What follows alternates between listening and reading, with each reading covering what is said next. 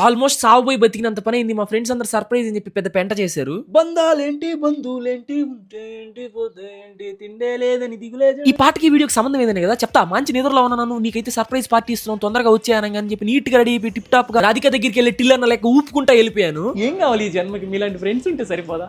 ఇది గుర్తుపెట్టుకో, తర్వాత మాట్లాడు. పార్టీ సెటప్ ఇదంతా చూసేసరికి ఎన్నో జన్మలు పుణ్యం చేసుకుంటే కానీ ఇలాంటి ఫ్రెండ్స్ నాకు దొరకరని అనుకున్నా. ఆ తర్వాత మెల్లిగా అర్థమైంది ఎవడో చేతబడి చేస్తే దొరుకుంటా. మంచి ఉత్సాహంతో సింగింగ్లు డాన్సింగ్లు కూడా స్టార్ట్ చేసేసాము. కోయ్ కోయ్ కోయా గోపురం నీవు ప్రేమ పావురం.